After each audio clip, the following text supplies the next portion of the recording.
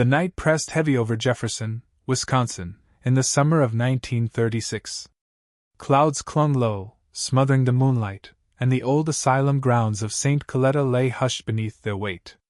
Mark Shackleman walked the path alone, lantern in one hand, the smell of turned earth and iron thick in the air. He had made this same patrol 100 times, boots crunching over gravel, the wind whispering through the tall grass. But tonight, something was wrong. The silence wasn't peace, it was waiting. He first noticed the sound near the burial mounds, soft, wet, deliberate. Shovel against soil, except there was no shovel. The lantern's glow caught movement, a dark figure hunched in the weeds, shoulders broad, arms long, digging with animal rhythm. At first he thought it was a vagrant, some poor soul seeking shelter among the dead. Then it turned. The head was wrong. Too long. Too narrow. Eyes like molten copper caught the light and held it, unblinking. The face that looked back at him was neither man nor beast, but both, muzzle glistening, teeth bared in the half-dark. The thing stood, slowly, as though uncoiling from the earth itself. 7 feet, maybe more, its fur matted and coarse, chest rising with a low rumble that made the air tremble. Mark's breath froze. The creature tilted its head, studying him like a man might study a stray dog trespassing on his land. Then it made a sound, deep and guttural, a growl that rolled up from the dirt and into his bones. He stumbled backward, lantern swinging wildly, and when the light steadied, the mound was empty. Only claw marks remained, long, deliberate grooves gouged deep into the clay. He returned the next night, half out of duty, half out of something darker. The moon hung full then, silver and sharp. And there it was again, crouched by the mound, as though guarding whatever lay beneath. It looked up once, held his gaze for a heartbeat that felt like forever, then vanished into the trees without a sound. Mark Shackleman never spoke of it again. But word spread in whispers. The graveyard sentinel, the thing that dug where the dead slept. Long before Bray Road had a name, something was already walking Wisconsin's fields, waiting for the world to notice. Decades passed, but the ground around Jefferson never forgot. Farmers spoke of strange prints appearing after rainfall, deep as shovel marks and spaced too far apart to belong to any known creature. Animals went missing, dogs barked into empty fields, and the wind carried a low hum that wasn't quite wind at all. By the late 1950s, people began to whisper again, telling children not to wander the backroads after sunset. They called it the Sentinel, or sometimes simply, "that thing near the woods." Night drivers claimed to see movement in their mirrors, a flash of fur, the glint of eyes that vanished when they turned their heads. Couples parked along gravel turnouts told of hearing footsteps outside the car, slow and circling, followed by a smell of decay so thick it seemed to crawl into their lungs. No one ever saw more than a shadow, but everyone who felt it swore the same thing: it was watching. Old men in taverns said it was a remnant, a curse older than the road itself. Others joked that the sentinel had grown restless, pacing through the corn, waiting for someone foolish enough to name it again. Each generation carried the story forward, trimmed and reshaped, until it became something like weather, an accepted part of life. And then, as if on cue, the silence broke. Elkhorn began to hum with new rumors, fresh, vivid, and eerily familiar. The sentinel had moved. It had found a new home, down a narrow stretch of asphalt between two lonely barns. Its name would change, but the shape in the dark remained the same. Bray Road was the kind of place you could drive for miles without seeing another soul. Cornfields stretched endlessly on both sides, and the air smelled of dust and hay. Locals used it as a shortcut between farmhouses or a quiet route home from the tavern, headlights slicing through the fog. It was a road made for forgetting, until it started to remember. In the late 1980s, drivers began reporting something stalking the ditches. A hulking figure, sometimes on all fours, sometimes upright, its movements too fluid for a bear, too large for a man. The first stories came from truckers who thought fatigue was playing tricks on them. But then came the prints, massive, clawed impressions crossing the gravel shoulder, stopping abruptly as if the creature had taken flight. By 1989, the pattern grew undeniable. A local farmer found his livestock torn apart, though no blood trailed away from the scene. A mail carrier claimed she'd glimpsed something dart across the road ahead of her truck, fast as a deer but shaped like no animal she knew. Each story was small on its own, easy to dismiss. Together, they painted something vast. Children began daring each other to walk Bray Road at night. Parents warned them not to. Hunters swapped stories about seeing eyes reflect back from the tree line, eyes that didn't belong to any coyote. The air around the place thickened, like static before a storm. And as night after night passed, the road itself seemed to pulse with anticipation, as though the beast beneath the legend was ready to step fully into view. It was October 31st, 1989, Halloween night, when Lori and Drizzy saw it. The air was cold enough to bite, the sky moonless, and her car headlights stretched long and pale across the narrow road. She was driving home from her shift, thinking of nothing more than getting warm, when the beams caught movement ahead. A shape crouched over the body of a deer. At first she thought it was a man dragging roadkill from the pavement. But as she drew closer, her headlights carved out a clearer silhouette, broad, furred shoulders, a hunched back rising and falling with slow, rhythmic breaths. Then it turned. The face wasn't human. A long snout glistened wetly, and amber eyes reflected her lights like coals in a furnace. For a breathless moment it froze, both of them caught in the same silent recognition. Then the thing rose to its full height, easily over 6 feet, its chest expanding as though it meant to inhale the whole world. Lori's foot slammed the accelerator.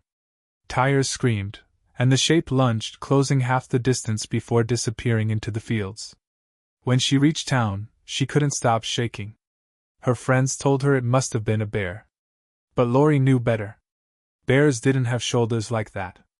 They didn't move with that strange, human precision. The next day, she returned with her brother. The deer was gone. Only a dark smear on the asphalt remained, and the feeling that something had watched her go. She told her story, and others began to tell theirs. It spread through Elkhorn like wildfire. The thing on Bray Road was real, and it had finally shown its face. After Lori's encounter, Bray Road changed. What had once been a sleepy backroad became a stretch of asphalt no one wanted to drive alone. People spoke of shapes darting through the fog, of glowing eyes appearing in their mirrors just before vanishing into the dark. Dogs refused to go near the tree line. Hunters returned from the woods pale and silent. One man swore he'd seen it crouched in a ditch, hands, yes, hands, clutching something bloody. When his headlights swept over it, the creature turned its head slowly, deliberately, before melting into the tall grass. Another driver claimed the beast followed his car, keeping pace with impossible speed, its claws raking the rear bumper before fading into shadow. Every story had a different detail but the same ending: fear. Fear that clung to the skin like sweat, that turned each night drive into a test of nerve. Teenagers made it a dare: park along Bray Road, kill the lights, and wait. Some laughed it off, others left crying. Even the skeptics found their laughter catching in their throats when they heard rustling where no wind should be. The creature had no schedule, no pattern. It appeared when it pleased, left no trace except the feeling of being hunted. Some locals claimed it was growing bolder, stepping closer to homes, circling barns, scratching at doors. A few whispered that it wasn't stalking the town at all, that it was guarding something. Something buried. Something it didn't want anyone to find. By early 1991, Elkhorn was a town possessed. Sightings poured in weekly. Farmers, students, even a sheriff's deputy claimed to have seen the beast. Fear turned to obsession, and obsession turned to spectacle. Reporters descended, their cameras flashing, their headlines hungry. Everyone wanted the monster. It was then that Linda S. Godfrey, a young journalist, began collecting stories for the Walworth County Week. She expected superstition. What she found instead were witnesses too sincere to ignore: men with trembling hands, women whose voices cracked as they spoke. Their fear wasn't for attention, it was raw, unpolished, real.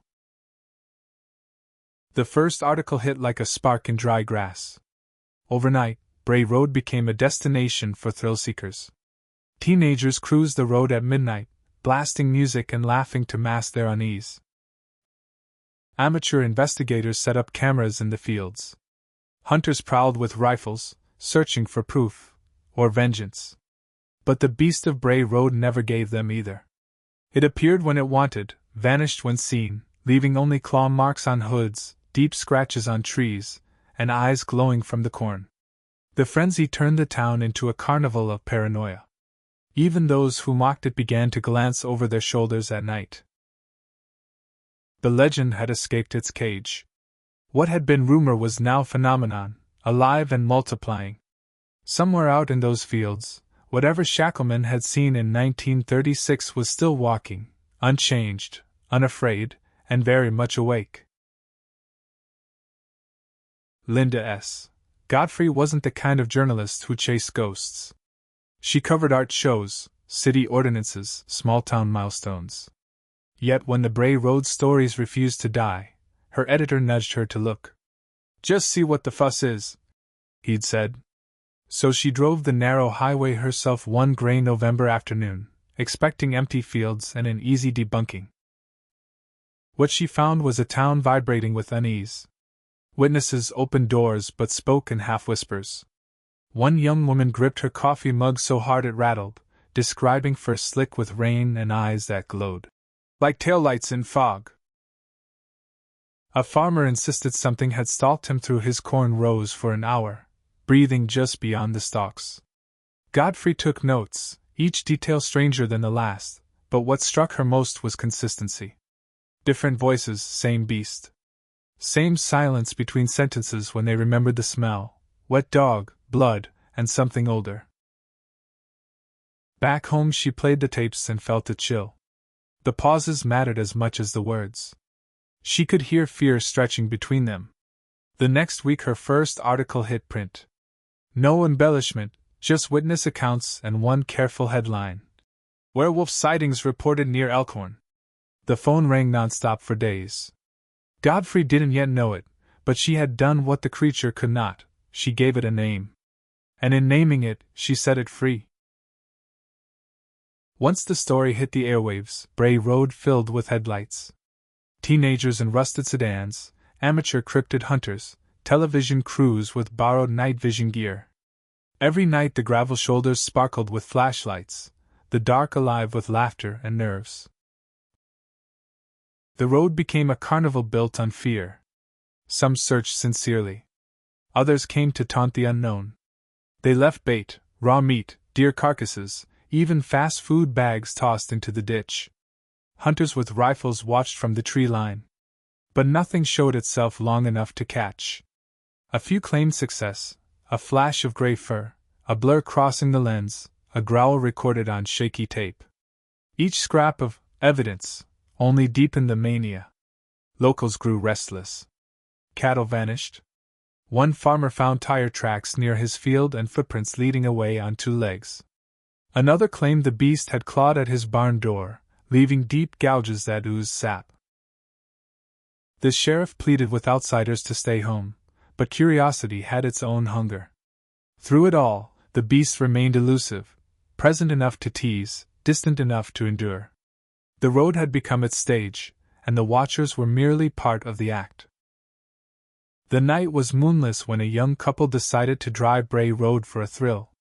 They kept the windows down, the radio low, hearts beating in time with the tires. Halfway through the stretch, the headlights caught a shape moving fast across the ditch, something upright, too tall for a man. The drivers slowed instinctively, eyes fixed on the shimmer of fur. Then came the sound, a metallic screech that ripped across the side of the car. The woman screamed as claws raked along the door, the entire vehicle shuddering under the weight of something unseen. The driver floored the gas. Gravel spat behind them as they tore away, not daring to look back until Elkhorn's lights appeared in the distance. When they stopped under a street lamp, they saw it, the pink gouge deep, 3 perfect slashes, as though carved by knives. Police found no evidence of another car, no animal prints, nothing but those marks gleaming like signatures. The story spread faster than fire. Every dent, every shadow on the road afterward carried new weight. The scratches became proof that the legend wasn't content to stay in the fields anymore. It was reaching out, touching the living world just enough to remind them who the road belonged to. On Sunday, the pews were full. Not from faith, but from fear. Pastor Reynolds spoke softly, warning his congregation not to feed hysteria. "There are no monsters here," he said. "Only men forgetting their reason." But the faces staring back at him were pale, sleepless. They'd heard the growls at night, seen shapes moving beyond the windows. Some whispered that the creature was punishment, a guardian of unburied sins. Others thought it a demon driven out from the woods by the noise of modern life. Outside, a small circle of parishioners gathered after the service, their voices low. One farmer told of finding hoofprints that turned to footprints halfway across his field. Another swore he'd seen the beast kneeling in the churchyard itself, watching the steeple. A mother clutched her child tighter and said she'd started keeping a crucifix on her dashboard when she drove home from work. The town had divided. Half demanded proof and police patrols, the rest spoke of prayer, salt, and silver bullets. Rumor became ritual, fear became liturgy. Bray Road wasn't just a place anymore, it was a boundary line between belief and doubt, faith and something far older. And somewhere beyond those fields, the beast waited, patient as always, while the people of Elkhorn preached its name louder than ever before. The hunters went first. Men with rifles and flashlights, determined to prove the stories wrong, or prove themselves brave enough to face them. The woods along Bray Road were thick that winter, the branches heavy with frost and silence. Every sound echoed twice, once from the trees and once from the imagination. They moved in a line, boots sinking into the mud, the beams of their flashlights weaving through the fog like nervous fireflies. At first, there was only the smell of wet leaves and diesel from the trucks they'd parked at the edge of the field. Then came something new, an odor sharp and rank, a mix of copper, rot, and fur. One of them whispered that it smelled like a slaughterhouse. The others laughed too quickly. When they reached the old creek bed, they found prints, deep, wide, and too far apart for a bear. The stride was wrong. The shape was wrong. They followed them anyway. Something moved ahead, a ripple through the dark. The leader raised his rifle, finger trembling on the trigger, but the sound came from behind them, slow, heavy footsteps circling. They turned their lights, but the fog swallowed everything. A growl broke the air, low and guttural, so close it vibrated in their ribs. Panic shattered the silence. One man fired. The shot echoed, and whatever had been there was gone. They never found a body, never found the tracks again. Only the scent lingered, thick and animal, as if the woods themselves had exhaled it. When the hunters returned to town, they spoke little. But none of them went back after dark. The trees had eyes, they said, and they were tired of being watched. The scientists came next. Reporters brought cameras, professors brought skepticism, and the legend turned into a debate played out under fluorescent lights. They called it a case study in mass hysteria, proof that the mind sees what it fears. "A bear," said one. "A wolf," said another. "A prank," said the rest. But the town didn't care for theories. The locals had seen too much, or thought they had. A man named Tom, who lived near the crossroads, told a Chicago news crew that he'd heard it breathing outside his window. He said it sounded almost human. Another woman showed claw marks on her barn door. When the experts dismissed them as weathered scratches, she grew quiet, then whispered, "Funny how the weather knocks only once." The skepticism only deepened the divide. To the believers, it proved the beast was clever enough to hide from those who didn't believe. To the skeptics, it proved people would rather keep their fears than face the ordinary. Linda Godfrey watched from the middle ground, recording everything, the testimonies, the laughter, the anger. She said later that disbelief is just another kind of faith. By spring, the outsiders left. The cameras packed up, the professors returned to their universities, and the headlines faded. But the silence that followed wasn't relief. It was the kind that comes when a predator stops moving and starts listening again. Months later, Linda spread her notes across her desk and began to see it, the strange order hiding in the chaos. The sightings formed a ring around Elkhorn, every one within a few miles of Bray Road. Each new report seemed to trace the same invisible circle, a hunting path that began near the old fields and looped back toward the woods. It wasn't random. It was routine. She mapped the sightings by season and noticed something else. Every major encounter came during a full moon, but not always at night. Some witnesses claimed to see it in daylight, moving through the corn as though the sun meant nothing to it. It was territorial, deliberate, intelligent. Linda started interviewing again, quieter this time. A farmer near Potter's Creek told her the thing had been around for years, maybe generations. "It don't come for you," he said. "It comes for what's been left behind." He wouldn't say more. Others talked of lights in the sky, strange noises underground, shapes in the fog that didn't move like anything alive. The deeper she looked, the more the story twisted. Bray Road wasn't cursed by the creature, it was feeding it. Each retelling, each headline, every scream in the night was another offering. And the beast, whatever it truly was, seemed to thrive on being remembered. The roadkill started to disappear. Drivers who hit deer or raccoons found the carcasses gone within hours. The gravel darkened with something that wasn't quite blood. When the remains were found, they were mutilated, bones cracked cleanly in half, organs missing, the rest untouched. Animals don't eat like that. Hunters began to whisper that the beast was feeding again. Some said it didn't kill for hunger, but ritual. They'd seen it kneeling beside the bodies, not eating but studying, as if confirming something in the flesh. A woman living near the junction told Godfrey she'd seen it crouched over a carcass, its claws tracing patterns into the dirt before it loped away on all fours. She never drove that road again. One night, a police officer found a dead buck near the same spot. He called for backup, but by the time another car arrived, the body was gone, drag marks leading into the trees, stopping abruptly 20 feet in. No footprints. No sound. Even the scavengers avoided the area. No crows, no coyotes. It was as if nature itself respected the feeding ground. The road began to take on a personality of its own, silent, patient, always hungry. The asphalt stained darker where the carcasses once lay, as though the earth was slowly remembering every meal. And as the beast fed, so did the legend. Fear became currency, and Bray Road never went hungry again. By midsummer, Elkhorn was a town holding its breath.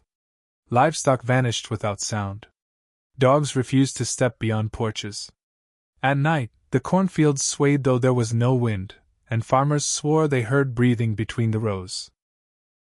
Some tried to record it, only to find their tape players dead, batteries drained in seconds. Others said they saw glowing shapes moving between the stalks, too tall for men, too quick for animals. One boy named Evan disappeared for 2 hours after chasing his dog into the field. When he was found, he was unharmed but silent, his eyes wide and glassy. He couldn't, or wouldn't, say what he'd seen. The next day, the family packed up and moved 2 towns over. The silence spread.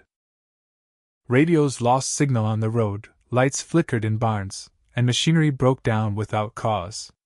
It was as though something unseen had nested beneath the soil, humming quietly beneath the crops. Linda wrote that it felt like the earth itself had gone nervous. Every now and then, a driver would report seeing something standing between the rows, perfectly still, its outline half hidden by the corn. They would blink, and it would be gone. But the stalks would keep moving long after the wind stopped. By then, no one dared to call it myth anymore. The beast of Bray Road wasn't a visitor, it was a neighbor. One the town had learned to live with in uneasy silence, each family pretending not to hear what rustled just beyond the porch light. Time marched on, but Bray Road never slept. By 2018, the world had changed. Cell phones replaced flashlights, and the internet replaced rumor, but the old Wisconsin nights still carried the same uneasy quiet.